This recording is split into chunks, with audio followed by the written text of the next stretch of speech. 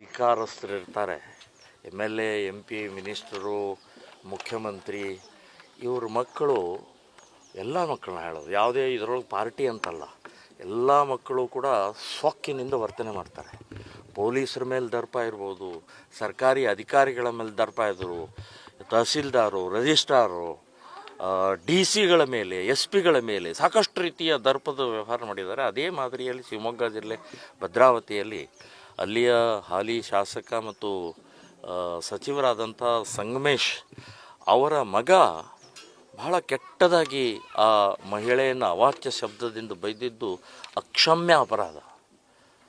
ಒದ್ದು ಒಳಗಡೆ ಹಾಕಬೇಕು. ಒಬ್ಬ ಮಹಿಳೆಗೆ ಅಸಹ್ಯವಾಗಿ, ಅಶ್ಲೀಲವಾಗಿ, ಅದು ಅಧಿಕಾರಿ, ಅಲ್ಲಿಯ ಅಧಿಕಾರಿ ಇದ್ದಾರೆ, ಮಹಿಳೆ ಇದ್ದಾರೆ, ಅವ್ರಿಗೆ ಫೋನ್ನಲ್ಲಿ ಅವಾಚ್ಯ ಶಬ್ದದಿಂದ ಬೈದಿದ್ದು ಇದು ಕ್ಷಮಿಸಲಾರದ್ದು.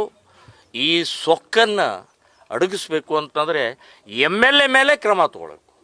MLAನೇ ಜವಾಬ್ದಾರಿ. MLA ಮಗ ನಾನು ಅಂತ ಹೇಳ್ಕೊಂಡು ಮೆರಿತಾ ಇದ್ದಾನಲ್ಲ, ಆ ಮೆರಿತದ ಕಾರಣ MLAನೇ ಹದ್ದು ಬಸ್ನಲ್ಲಿ ಇಡಬೇಕಾಗಿತ್ತು.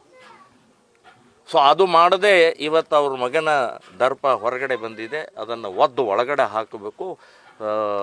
ನಾನು ಹೇಳೋದು ಬಹಳ ದೊಡ್ಡ ಕ್ರಿಮಿನಲ್ ಆಗುತ್ತೆ. ಒಬ್ಬ ಮಹಿಳೆ ಅಧಿಕಾರಿಯ ಮೇಲೆ ಮಾಡಿದಂಥದ್ದು ಇದು ಕ್ರಿಮಿನಲ್ ಆಗುತ್ತೆ. ಅವ್ರನ್ನ ಜೈಲಿಗೆ ಹಾಕಬೇಕು ಅಂತನ್ನುವಂಥದ್ದು. ಇಲ್ಲ ಕುಂಭಮೇಳಕ್ಕೆ ಹೋಗಿದ್ದೇನೆ, 2 ದಿನ ಇದ್ದೆ.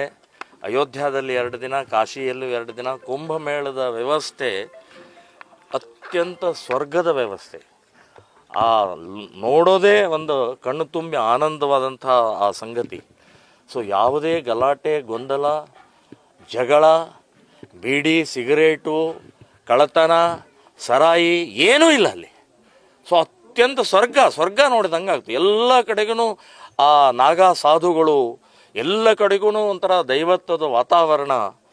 ಮತ್ತು ಇನ್ನೊಂದು ಜಗತ್ತಿನಲ್ಲಿ ವಿಶೇಷ ಅಂದರೆ ಅಲ್ಲಿ ಮೂರ್ತಿ ಇಲ್ಲ, ದೇವಸ್ಥಾನ ಇಲ್ಲ, ಪೂಜೆ ಇಲ್ಲ, ಅಲ್ಲಿ ಏನೂ ಇಲ್ಲ. ಬರೇ ಒಂದು ತ್ರಿವೇಣಿ ಸಂಗಮ, 3 ನದಿಗಳ ಸಂಗಮದಲ್ಲಿ ಸ್ನಾನಕ್ಕೆ ಇಷ್ಟು 40-45 ಕೋಟಿ ಜನ ಬರ್ತಾರೆ ಅಂತಂದರೆ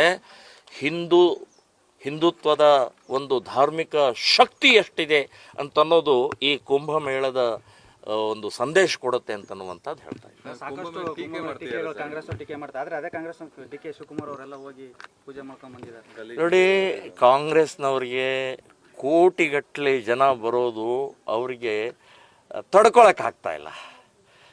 ಯಾರ್ದು ಪ್ರಚಾರ ಇಲ್ಲ, ಏನೂ ಇಲ್ಲ. ಇಲ್ಲಿ ಯಾವುದೇ ಪಕ್ಷದ್ದು ಅಥವಾ ಯಾವುದೋ ಸಂಘಟನೆದಲ್ಲ, ಇದು ಹಿಂದೂ ಧರ್ಮದ ಒಂದು ಪ್ರತೀಕವಾದಂಥ ಏಕತೆ, ಸಮಾನತೆ.